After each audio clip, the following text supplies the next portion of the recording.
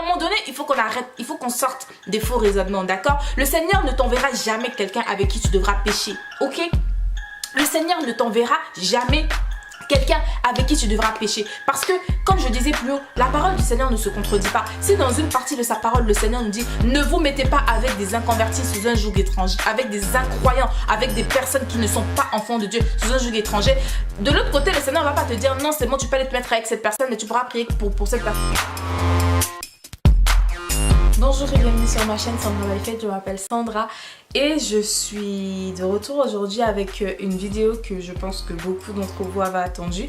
Et c'est la vidéo réponse aux questions qui m'ont été le plus fréquemment posées sur ma vidéo témoignage. Alors déjà je tiens à rendre gloire à Dieu et à remercier le Seigneur parce que cette vidéo vraiment elle est allée au-delà de ce que je pouvais m'imaginer. Et je sais que ça continuera d'aller de gloire en gloire parce que le Seigneur a prévu vraiment beaucoup de choses, de délivrer beaucoup de personnes, de parler à beaucoup de personnes au travers de cette vidéo, au travers de mon histoire. Et aussi j'ai envie de vous dire que ça m'a vraiment béni moi-même de partager cette histoire-là avec vous, de partager mon histoire avec vous et de surtout dire que si le Seigneur a pu faire ce qu'il a fait au travers de moi, alors il peut le faire pour tout le monde. Cette vidéo n'a absolument pas été pour incriminer qui que ce soit, pour pointer du doigt qui que ce soit, pour montrer que je suis meilleure qui que ce soit, pour incriminer ma famille parce que j'ai eu toutes sortes de commentaires, mais vraiment toutes sortes de commentaires. Mais aujourd'hui, je suis là vraiment pour dire que oui, je rends gloire à Dieu pour tout ce qu'il a fait au travers de ma vie, pour tout ce qu'il a fait au travers de ta vie, au travers de cette vidéo et pour te dire que une nouvelle vie est possible quand on croit en Dieu et quand on dépose toute sa vie entre ses mains. Donc, comme je te disais, j'ai eu beaucoup de questions qui sont revenues, beaucoup de questions sous cette vidéo et j'ai sélectionné, je crois, 2, 3, 4. J'ai sélectionné les 4 questions qui sont revenues le plus fréquemment. D'accord? Donc les 4 questions qui sont revenues le plus fréquemment.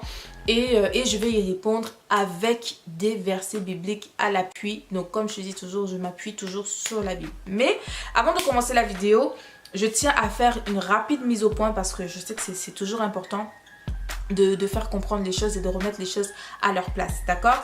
Donc, tout ce que je dis, comme je le disais précédemment, est basé sur la Bible. Moi, je lis dans une version Semeur parce que il se peut des fois que quand je donne des versets bibliques et que tu veux le suivre au fur et à mesure avec moi ou alors quand tu vas vérifier après les versets bibliques, tu trouves que les termes sont un peu différents. C'est tout simplement parce que les versions sont différentes. Moi, je lis dans une version Semeur. Toi, certainement, tu as une version Louis II qui est la version la plus courante. D'accord? Mais voilà. Mais sinon, la Bible reste la même, la parole de Dieu reste la même parce que 2 Timothée 3,19 nous dit que toute écriture est inspirée de Dieu et utile pour enseigner la vérité, réfuter l'erreur, corriger les fautes et former à une juste manière de vivre afin que l'homme de Dieu soit parfaitement préparé et équipé pour faire toute action bonne. Donc si je regarde de côté, c'est parce que j'ai mon ordinateur avec tous les versets bibliques parce qu'il y en a vraiment beaucoup, enfin il y en a 25 au total mais je pense que je vais en lire peut-être 15 ou 18 pour vraiment prendre le temps en fait d'expliquer pourquoi et comment et surtout relater les choses de la façon dont le Seigneur me l'a mis à cœur, d'accord? Donc voilà, la parole de Dieu est vérité, la parole de Dieu est oui, amen, et ce n'est que sur la parole de Dieu que je me base. Oui, des fois, ce serait plaisant pour moi de dire non, mais je pense que, voilà, tu vois, mais non, je suis pas là pour penser, je suis là pour croire et appliquer ce que la parole de Dieu me dit. Donc chacun des dires, chacune des choses que je dis, chacune des idées, des affirmations que je fais, c'est basé sur la parole de Dieu qui est la Bible. Ensuite, c'est aussi basé sur mon expérience personnelle au travers de la parole de Dieu. Je le souligne encore parce que je ne te parle pas de mon expérience dans la vie de tous les jours sans Dieu. Je te parle de mon expérience personnelle au travers de la parole de Dieu, de l'expérimentation que j'ai eu à faire au travers de la parole de Dieu et de mon niveau de révélation à ce jour.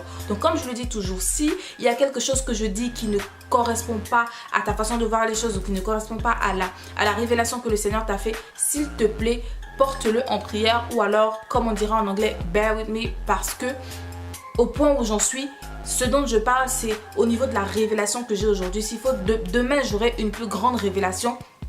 Mais aujourd'hui, c'est au niveau de ce que j'ai compris, de ce que je sais et de ce que j'expérimente dans ma vie de tous les jours. Ensuite, je n'ai pas réponse à tout. Donc, s'il y a une question à laquelle je n'ai pas su répondre, s'il y a quelque chose où je n'ai pas répondu de manière satisfaisante, s'il te plaît, comme je le dis toujours, moi, je n'ai pas réponse à tout. Je ne viens que reverser ce que le Seigneur me met à cœur. Donc, si tu as besoin de plus de profondeur, il faut que tu ailles dans la présence du Seigneur et que tu cherches les réponses à tes questions toi-même. D'accord? Donc, c'est le Seigneur qui a réponse à tout. Et si tu veux absolument avoir réponse à tout, va en prière et crois-moi que le Seigneur a dit celui qui me cherche me trouve, donc il répondra à tes questions.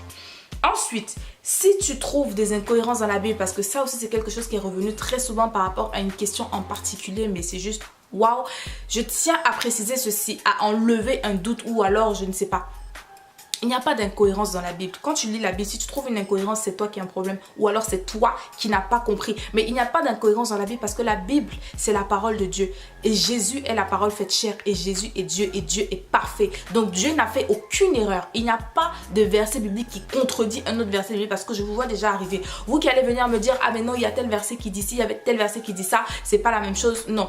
La Bible comment dire, chacun des écrits, que ce soit l'Ancien Testament, que ce soit le Nouveau Testament, chacun des écrits sont faits pour marcher ensemble les uns avec les autres. Ils se complètent parce que la Bible tout entière, d'accord, est totalement cohérente. Donc si tu trouves des incohérences, si tu trouves des choses qui ne vont pas, c'est toi qui n'as pas compris. Et au lieu d'accuser Dieu en disant qu'il a fait des erreurs en écrivant la Bible, ou alors au lieu d'accuser des hommes en disant que ce sont les hommes qui ont écrit la Bible, je te dis encore d'aller relire 2 Timothée 3, 17 à 19.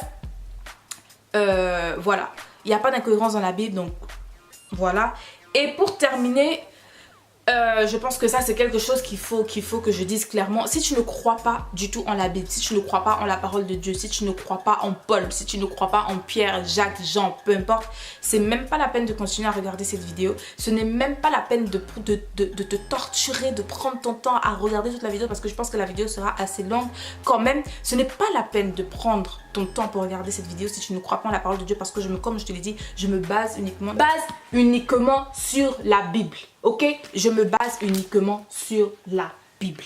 Donc si tu ne crois pas en la Bible et que tu crois en autre chose, s'il te plaît, pour éviter de te torturer et pour éviter de venir me torturer en commentaire, arrête cette vidéo tout de suite et va faire autre chose. Mais voilà, aujourd'hui ça sera à base de déclaration, verset biblique, déclaration, verset biblique, révélation, verset biblique. Ok, donc maintenant que tout ceci est dit, on va commencer avec comme je disais, j'ai eu énormément de questions en dessous de ce témoignage, chose que je peux comprendre parce que il y a des choses que j'ai dit que beaucoup de personnes n'ont pas compris. D'ailleurs, je tiens à redire que je ne retire aucune chose de ce que j'ai dit parce que cette vidéo, comme je vous l'ai dit, a été totalement inspirée. Cette vidéo, moi-même, je l'ai regardée déjà 5 ou 6 fois ou voire même 10 fois cette vidéo. Ma propre vidéo témoignage, je l'ai regardée déjà encore tellement de fois que je me dis, à chaque fois que je la regarde, je me dis Saint-Esprit, c'était vraiment toi qui étais au contrôle de cette vidéo ce jour-là parce que je ne me suis pas reconnue moi-même. C'est-à-dire qu'il n'y a pas un bout qui manque, c'est-à-dire que tout a été vraiment parfaitement orchestré et organisé par le Seigneur et chacun des mots et chacun de tout. Donc ne viens pas m'accuser ou alors n'essayez pas de me dire oh non t'as dit si que tu devais pas dire, te prends pas pour je sais pas trop qui avec tous les noms d'oiseaux avec lesquels on m'a traité. Non, excusez-moi, comme je le dis toujours, je me base sur la parole de Dieu. Si vous avez un problème avec la parole de Dieu, allez directement voir le Seigneur. Moi je ne suis là que pour retranscrire. Donc je disais que j'ai eu énormément de questions et parmi ces questions j'en ai tiré les 4 qui sont revenues le plus. Donc je vais te dire de quelles questions il s'agit et je vais répondre à chacune d'entre elles pas à pas, comme je te disais, en te donnant les versets bibliques sur lesquels je me suis appuyée pour dire ce que j'ai dit et grâce auxquels j'ai eu la révélation que j'ai eue. D'accord? Donc, la première question c'est: pourquoi l'appeler l'enfant du diable? Ne sommes tous pas enfants de Dieu, donc appeler enfant du diable mon ex. Pour toi qui a cliqué sur cette vidéo et qui ne sais pas de quoi je parle, je te mettrai le lien de ma vidéo témoignage en fin de vidéo, en suggestion de vidéo, d'accord? Et je crois que je laisserai aussi le lien dans la barre d'infos, mais pour être sûr, reste à la vidéo sur cette vidéo jusqu'à la fin ou alors tu me pauses et tu vas directement jusqu'au bout de la vidéo, tu verras la suggestion de vidéo, donc la vidéo de mon témoignage. Donc, c'est en réponse à ça. Dans la vidéo, je disais que je ne peux pas rester avec mon ex parce que c'est l'enfant du diable et moi je suis l'enfant de Dieu. Donc il y a cette première question. Pourquoi est-ce que tu l'appelles l'enfant du diable? Ne sommes tous pas enfants de Dieu? Parce qu'il y a beaucoup de gens qui disent que nous sommes tous enfants de Dieu. Ensuite, la deuxième question, c'est comment Dieu a-t-il pu passer par un inconverti pour te toucher? Fais pas gaffe à ce que je fais avec mes doigts, hein. 2, 3, je sais pas trop, fais pas gaffe. Donc, comment Dieu a-t-il fait pour passer par un inconverti pour te toucher? Donc, c'était ça la deuxième question.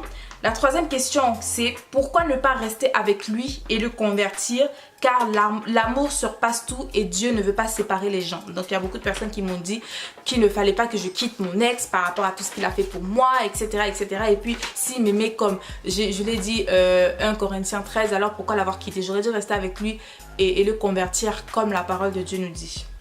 D'accord? Donc ça c'est la troisième question. Et la quatrième question, je pense que c'est la question à 1 milliard, des milliards de dollars. Ok? Donc, c'est: est-ce vraiment interdit de se marier avec un inconverti? Laisse-moi zoomer ça ici là pour que tu comprennes bien. Ok? Parce que vraiment, la question là, elle m'a fatiguée.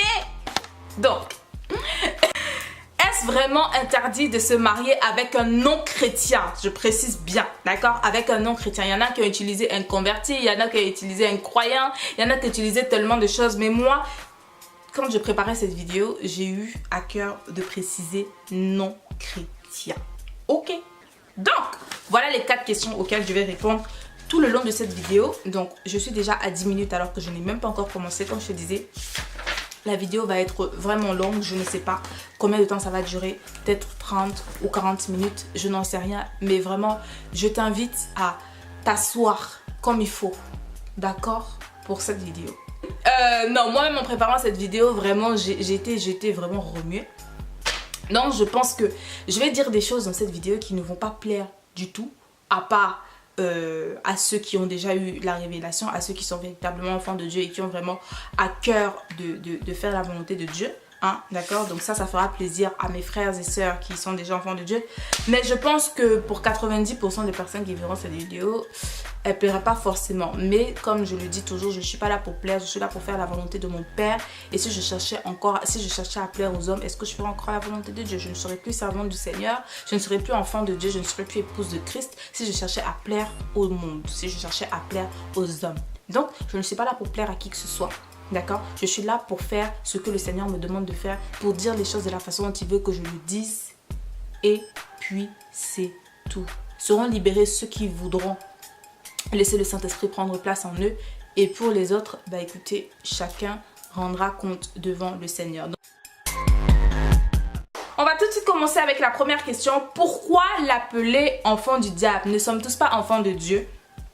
Donc, je vais commencer avec enfant du diable. On va tout de suite aller donc avec les versets bibliques. Comme je te disais, il y en aura beaucoup. Donc, si tu veux prendre un carnet pour noter au fur et à mesure, sens-toi libre. Je vais juste afficher les références. Je ne vais pas afficher toute la lecture. Donc, si tu veux avoir ta Bible pour suivre au fur et à mesure de la lecture avec moi, s'il te plaît, voilà. Et aussi, je vais utiliser 3 versions de la Bible aujourd'hui. La version Semeur, la version français courant et la version Louis II qui est la version la plus courante. D'accord? Donc, voilà. Donc, pour le enfant du diable, pourquoi est-ce que j'ai dit que c'est l'enfant du diable? Tout simplement parce que tous ceux qui ne sont pas enfants de Dieu sont enfants du diable. Il n'y a pas de juste milieu. C'est soit on est pour Dieu, soit on est contre Dieu. Et voici les versets bibliques qui justifient ce que je dis. 1 Jean chapitre 3 du verset 7 à 10 nous dit: mes enfants, ne vous laissez égarer par personne. Celui qui fait ce qui est juste est lui-même juste, comme Jésus-Christ est juste. Celui qui continue à pécher appartient au diable, car le diable a péché dès le commencement. Le Fils de Dieu est apparu précisément pour détruire les œuvres du diable. Quiconque est devenu enfant de Dieu cesse de pécher, car la puissance de vie de Dieu agit en lui. Puisque Dieu est son Père, il ne peut pas continuer à pécher. Voici ce qui distingue clairement les enfants de Dieu des enfants du diable. Voici ce qui distingue clairement les enfants de Dieu des enfants du diable. Quiconque ne fait pas ce qui est juste ou n'aime pas son frère n'appartient pas à Dieu. Là, j'ai lu dans une version français courant. Donc, pourquoi enfants du diable? Tout simplement parce que le Seigneur nous dit que tous ceux qui ne sont pas enfants de Dieu sont enfants du diable. Ok? Ensuite, on va passer dans Jean 14 du verset 21, le verset 21 et le verset 24. Donc, c'est Jésus qui parle hein, dans Jean. Il dit, celui qui m'aime vraiment, c'est celui qui retient mes commandements et les applique. Mon Père aimera celui qui m'aime. Moi aussi, je lui témoignerai mon amour et je me ferai connaître à lui. Mais celui qui ne m'aime pas, ne met pas mes paroles en pratique. Or, cette parole que vous entendez ne vient pas de moi. C'est la parole du Père lui-même qui m'a envoyé. D'accord ?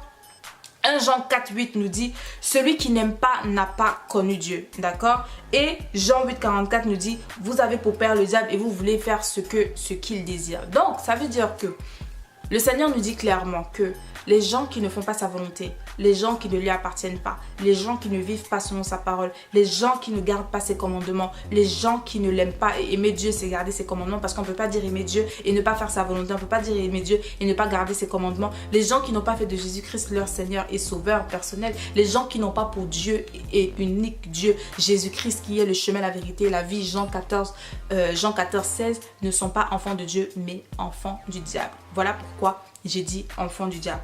Alors, il y a des gens qui m'ont demandé, qui me disent, mais ne sommes-nous pas tous enfants de Dieu? Non, nous ne sommes pas tous enfants de Dieu, donc comme je viens de l'expliquer. Et donc, il y en a qui se demanderont, comment faire alors pour devenir enfant de Dieu si nous ne sommes pas tous enfants de Dieu? Parce qu'il y a une différence entre être enfant de Dieu et une différence entre être créature de Dieu. Nous sommes tous des créatures de Dieu parce qu'on a tous été créés par Dieu, mais nous ne sommes pas tous enfants de Dieu parce que enfant de Dieu relève d'un choix et ensuite s'applique par la volonté de Dieu, d'accord? Donc, comment faire donc pour devenir enfant de Dieu? S'applique par la grâce de Dieu, d'accord? C'est par la grâce de Dieu qu'on devient enfant de Dieu, mais il faut se mettre en position pour pouvoir recevoir cette grâce-là.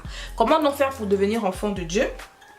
On a Jean 1, 9 et 12 à 13. Donc Jean 1, 9 nous dit, cette lumière était la seule lumière véritable, celle qui vient dans le monde et qui éclaire tous les hommes. Cependant, certains l'ont reçu et ont cru en lui. Et il leur a donné le droit de devenir enfants de Dieu. Donc tous ceux qui ont cru en la lumière, et la lumière c'est Jésus, ont le droit de devenir enfants de Dieu. Ils ne sont pas devenus enfants de Dieu par une naissance naturelle, ni par une volonté humaine. Et je veux bien que tu gardes bien ce verset en tête parce que je vais l'utiliser plus tard. Ni par une volonté humaine, c'est Dieu qui leur a donné une nouvelle vie. Donc là j'ai lu dans une version français courant. D'accord? Donc ensuite on a le verset Jean. On est toujours dans Jean. Hein. J'ai pris beaucoup Jean parce que c'est Jésus lui-même qui parle et personne ne peut contester l'autorité de Jésus. Si tu ne crois pas en Jésus, comme je t'ai dit, c'est pas la peine de regarder cette vidéo parce que moi, mon Dieu, c'est Jésus-Christ. Et je le dis, je le martèlerai toujours sur cette chaîne.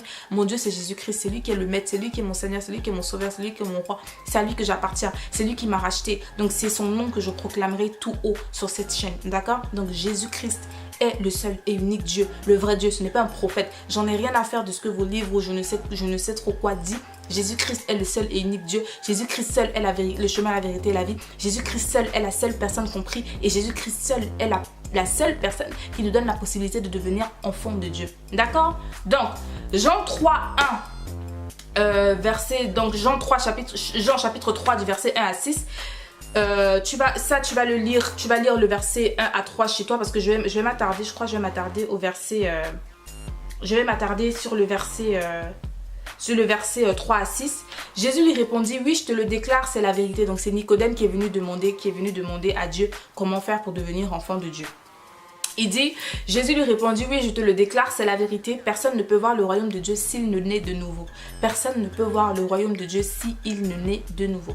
Nicodème lui demanda, comment un homme déjà âgé peut-il naître de nouveau? Il ne peut pourtant pas retourner dans le ventre de sa mère et naître une seconde fois. Jésus lui répondit, oui, je te le déclare, c'est la vérité.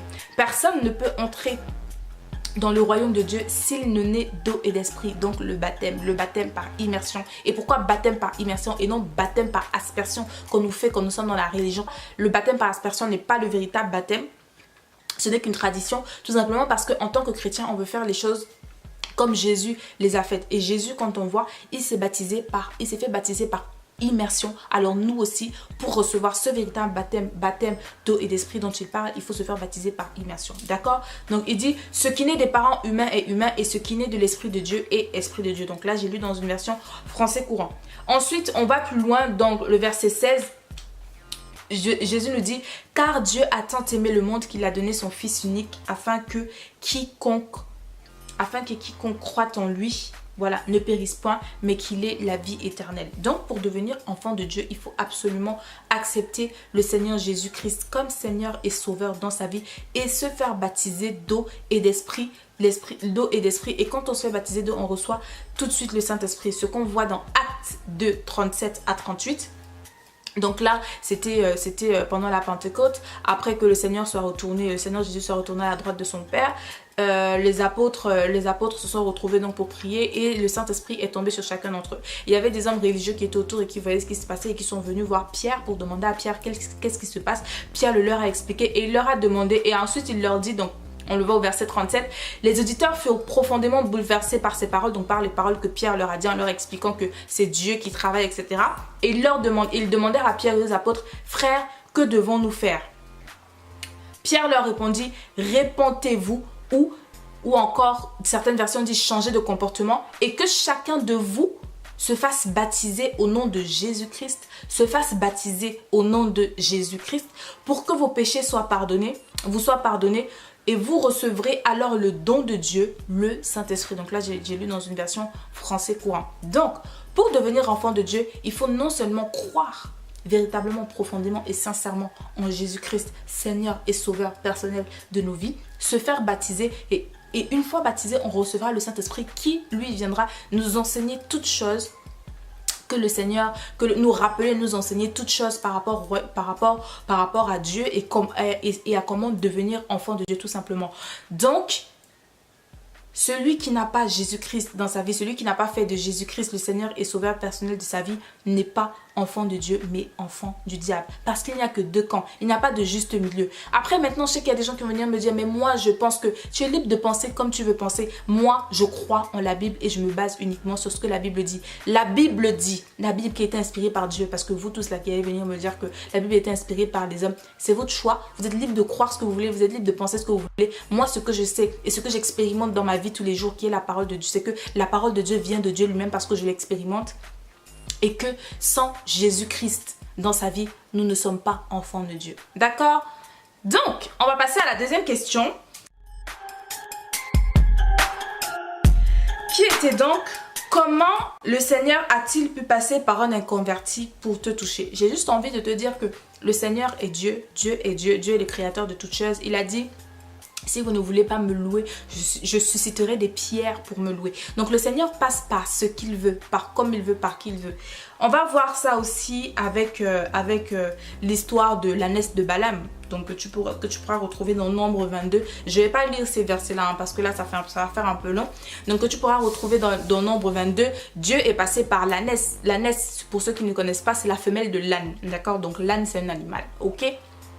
Donc Dieu est passé par l'ânesse de Balaam pour dire à Balaam que le chemin que tu es en train de prendre, là où tu es en train de partir, je suis pas d'accord avec ça parce que au préalable, le Seigneur a parlé à Balaam, mais Balaam s'est un peu entêté et donc il est passé par son ânesse parce que voilà, à ce moment-là, le Seigneur a jugé utile de passer par son ânesse pour lui parler, pour le ramener en fait sur le bon chemin. Donc c'est pour dire que et aussi, on voit aussi avec l'histoire de Moïse et le buisson ardent. Le Seigneur s'est manifesté à Moïse, a parlé à Moïse au travers d'un buisson. Pour ceux qui ne savent pas, un buisson, c'est un amas de feuilles qui vont vers le haut. Non, on ne sait jamais. Hein, d'accord?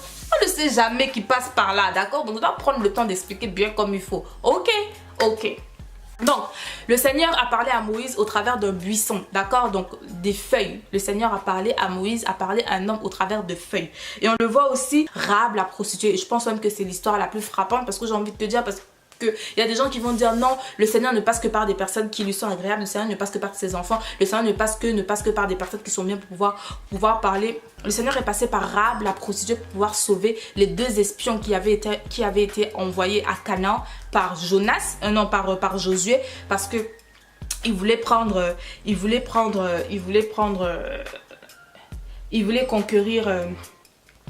conquérir la nouvelle terre. Donc le Seigneur est passé par elle et à un moment donné elle a dit aux espions, oui, je crois en votre Dieu, d'accord? Je parle aux espions en leur disant que votre Dieu, nous savons que votre Dieu est le véritable Dieu. Donc comme quoi elle était bien au courant que les dieux qu'elle est priés n'étaient pas les vrais dieux et que le Dieu de Josué, lui, était le véritable Dieu, donc éternel, d'accord? Donc en leur disant que je crois en votre Dieu, etc., etc. Donc le Seigneur est passé par cette femme-là qui plus est une prostituée pour pouvoir sauver pour pouvoir sauver ses enfants, d'accord? Donc le Seigneur passe par qui il veut, il passe par les cœurs des personnes en fait qui sont disposées. Par exemple, mon ex, comme je t'ai dit dans la vidéo témoignage, il a grandi dans une famille remplie d'amour, d'accord? Ce ne sont pas, je dirais ce sont des croyants, mais ce ne sont pas des chrétiens, parce que sa mère croit en Dieu. Quand il a grandi, sa mère lui parlait de Dieu, mais c'est pas des gens qui vont à l'église, enfin, ils pratiquent pas du tout, et voilà. C'est juste des croyants, des personnes qui croient en Dieu. Mais autre que ça, c'est quelqu'un, leur foyer, comme je te disais, leur foyer, c'est limite la famille parfaite, quoi. J'ai envie de dire le père, la mère, les 2 enfants, un foyer rempli d'amour. Donc, il a grandi dans un environnement dans lequel l'amour, en fait, l'amour a été développé. Parce qu'il y a des personnes qui grandissent dans des foyers où c'est plus le mal, en fait, qui est développé. Et d'autres qui grandissent dans des foyers où c'est plus le bien qui est développé. Parce que le Seigneur a créé chacun d'entre nous avec un bon et un mauvais côté. Et tout dépend des personnes avec qui on s'en tige. Tout dépend des personnes avec qui on s'assemble, tu vois. Parce qu'il y a des personnes qui développent en toi le bon. Il y a des personnes qui développent, qui font ressortir en toi le mauvais. Donc lui, il a grandi dans un foyer où c'était l'amour à profusion, un foyer de paix, d'entente et de tout ça. Donc c'est pourquoi il avait ce cœur-là disposé à aimer et à donner en fait finalement ce qu'il avait reçu. Et le Seigneur est passé donc par son cœur, par lui, parce que son cœur était disposé à me déverser cet amour-là que le Seigneur voulait me déverser finalement au travers de lui. Donc c'est pourquoi le Seigneur l'a utilisé. Le Seigneur utilise qui il veut, comme il veut, quand il veut. Maintenant, je ne suis pas en train de dire que le Seigneur a approuvé notre péché, parce qu'il y a des personnes qui vont venir dire mais non, vous vivez dans le péché, comment tu peux dire nanana. C'est pas ce que je suis en train de dire. Je suis juste en train de dire que comme le Seigneur veut sauver, il utilise tous les moyens qu'il veut et il permet toutes les situations qu'il veut. Le Seigneur utilise tout ce qu'il veut utiliser quand il veut nous ramener à lui, d'accord? Non, il n'était pas l'auteur du péché, mais c'est une situation qu'il a permis parce qu'il savait qu'au travers de cette situation-là, comme il le dit, là où le péché a abondé, ma grâce a surabondé. Merci Saint-Esprit. Donc voilà. Ensuite, on passe à la 3e question.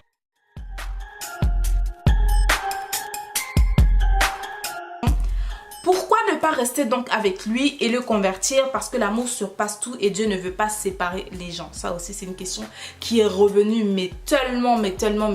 Oui, tu dis qu'il t'a aimé l'amour 1 Corinthiens 13, alors pourquoi ne pas rester avec lui pour le convertir? Parce que moi, je pense pas que le Seigneur veuille séparer les gens, etc. Bon. Avant de répondre à cette question, je vais faire une parenthèse parce que j'ai remarqué que la plupart des personnes, en tout cas j'ai discerné que la plupart des personnes qui venaient me dire ça sont des personnes qui sont en couple effectivement et qui savent, soit qui savent qu'elles ne sont pas censées être en couple avec des non-chrétiens. Je parle bien de non-chrétiens ou de non-chrétiens parce que je ne veux même pas parler d'un croyant parce que les gens peuvent croire en beaucoup de choses. Mais des non-chrétiens, donc des personnes qui ne croient pas en Jésus-Christ seul et unique. Parce qu'il y a des personnes qui croient en toute autre chose, qui sont dans des religions. Mais moi, je parle ici de personnes qui sont avec des gens qui ne croient pas en Jésus-Christ et qui n'ont pas fait de Jésus-Christ le Seigneur et Sauveur de leur vie personnelle. Donc de dire, pourquoi est-ce que tu n'es pas resté avec lui? Pourquoi tu n'as pas converti? Donc comme je disais, j'ai discerné qu'il y a des personnes justement qui sont dans ces situations-là et qui savent qu'elles sont dans des relations illicites, qu'elles sont dans des relations qui ne sont pas approuvées par le Seigneur, mais qui viennent sortir des arguments comme ça, tout simplement parce qu'elles ont été reprises dans leur cœur par la parole du Saint-Esprit et refusent de se mettre en ordre, de mettre leur vie en ordre et viennent sortir des excuses qui vont avec leur façon de voir les choses. De dire, je ne pense pas que le Seigneur veuille séparer les gens. Le Seigneur ne va pas, tu vas pas dire que je ne pense pas que le Seigneur veuille séparer les gens parce qu'il ne va pas venir séparer quelque chose qu'il n'a pas créé de base. Le Seigneur ne va pas venir être inclus dans quelque chose dans laquelle il n'a pas été inclus de base, d'accord? Donc, voilà, ce que le Seigneur veut, c'est que chacun d'entre nous soyons sauvés. C'est que chacun d'entre nous vivions de la façon dont il veut qu'on vive. Exactement, on va aller avec la première partie de la question parce que j'ai divisé du coup la question en 3 parties. Donc, pourquoi ne pas rester avec lui? Pourquoi ne pas l'avoir converti? L'amour surpasse tout, Dieu ne veut pas séparer les gens. Pourquoi je ne suis pas restée avec lui? Parce que ce n'est pas un enfant de Dieu, tout simplement. Donc, parce que je me suis rendu compte que je ne pouvais plus rester avec lui étant donné que ce n'est pas un enfant de Dieu et que moi j'étais déjà devenue enfant de Dieu, donc je ne pouvais pas rester avec lui. Ensuite, pourquoi ne pas le convertir? Ne pas le convertir tout simplement parce que la nouvelle naissance n'est pas le fruit des efforts personnels comme on l'a vu plus haut dans Jean 1 du verset 12 à 13 que je vais relire. La conversion n'est pas le fruit des efforts personnels, c'est le fruit de la grâce de Dieu. C'est le Seigneur qui fait grâce à ceux qui se mettent justement en position de recevoir cette grâce-là. Donc ça veut dire que si c'était juste le Seigneur qui devait travailler pour convertir les gens, le Seigneur, tout le monde serait converti, tout le monde croirait en Jésus, d'accord? Mais c'est chacun d'entre nous qui devons faire en fait le pas de se mettre dans une position dans laquelle on dit ok d'accord Seigneur, aujourd'hui je veux vivre pour toi, je veux te recevoir dans ma vie comme Seigneur et Sauveur. Et c'est à ce moment-là justement que selon la sincérité de notre cœur, parce que comme je le dis toujours, ce n'est pas le fait de répéter la prière du salut ou de se faire baptiser ne font pas de nous des enfants de Dieu, parce que le Seigneur regarde au cœur. Quel est le cœur qu'on a quand on va faire ces actes-là? Si je suis sincère, si tu es sincère quand tu fais la prière du salut et si tu es sincère quand tu te fais baptiser, là effectivement tu deviendras enfant de Dieu. Mais si tu n'es pas sincère pendant que tu fais toutes ces choses-là, aux yeux des hommes, on aura l'impression que tu es enfant de Dieu, mais aux yeux de Dieu tu ne seras pas son enfant parce qu'il sait que tu n'étais pas sincère au moment où tu posais chacun de ces actes. D'accord? Donc, pourquoi ne pas le convertir? C'est parce que moi, en tant qu'être humain et aucun être humain, donc ce que je vous dis, les sœurs ou les frères qui me regardez, ne pensez surtout pas que dans votre désobéissance, en allant vous mettre avec des personnes qui sont inconverties déjà, sachant que le Seigneur n'approuve pas ça, que vous allez pouvoir les convertir, parce que aucun d'entre nous, personne à part Dieu lui-même n'a la force de pouvoir, n'a la grâce, n'a la puissance de pouvoir changer le cœur de quelqu'un, n'a la grâce de pouvoir convertir quelqu'un, d'accord? C'est par la grâce de Dieu que quelqu'un se convertit et non par des efforts humains. Donc ne crois pas que tu pourras trop prier, que tu pourras trop lui parler de la parole, que tu pourras trop lui annoncer la parole, que tu pourras trop faire ci ou ça pour le convertir. Ce n'est pas toi qui convertis quelqu'un, ce n'est pas moi qui aurais pu le convertir, mais c'est le Seigneur par sa grâce qui l'aura touché et qui le touchera. Et je le crois encore que ce garçon finira, que cet homme, parce que c'est pas un garçon, c'est un homme, cet homme finira par être sauvé quand il se mettra en position de recevoir la grâce de Dieu. Donc je ne suis pas restée avec lui parce que c'était pas un enfant de Dieu, et aussi parce que j'ai eu conscience, le Seigneur m'a bien fait comprendre que ce n'est pas moi qui allais le convertir, d'accord? Comme je disais, Jean 1, 12 à 13 dit « Certains pourtant l'ont accueilli et ils ont cru en lui. À tout cela, il a accordé le privilège de devenir enfant de Dieu. » Verset 13 « Ce n'est pas par une naissance naturelle, ni sous l'impulsion d'un désir ou encore par la volonté d'un homme qu'ils le sont devenus, mais c'est de Dieu qu'ils sont nés. » Donc, j'aurais pu avoir toute la bonne volonté du monde pour dire « Oh non, je vais le convertir. Oh non, le Seigneur va toucher son cœur. Oh non, il va faire ci. » Ça ne se serait jamais passé tant qu'il n'aurait pas décidé de mettre sa vie entre les mains de Dieu. Et là, le Seigneur l'aurait touché. Donc, aucun homme, personne n'a le pouvoir de convertir quelqu'un. C'est par la grâce de Dieu qu'on devient enfant de Dieu. À condition qu'on se mette en position de recevoir cette grâce. Ensuite, troisième partie, Dieu ne veut pas séparer les gens. Donc de dire, oh le Seigneur est amour, il ne veut pas séparer les gens. Le Seigneur ne va pas venir mettre ses mains dans des choses dans lesquelles il n'a pas été au départ. D'accord? Sachez très bien quelque chose, parce qu'il y a des gens qui vont venir me dire, oh le Seigneur m'a convaincu que telle personne c'était l'homme de ma vie. Je lui ai permis de me faire ci. La dernière fois, hier, pas plus tard qu'hier, j'ai reçu un mail où une fille me disait, non, j'ai décidé de me réouvrir aux hommes. Et cet homme-là, j'ai la conviction que c'est le Seigneur qui me l'a envoyé. Je sais que c'est Dieu qui me l'a envoyé. Donc je lui ai permis de me faire ci, de me faire ça, etc. Je dis, mais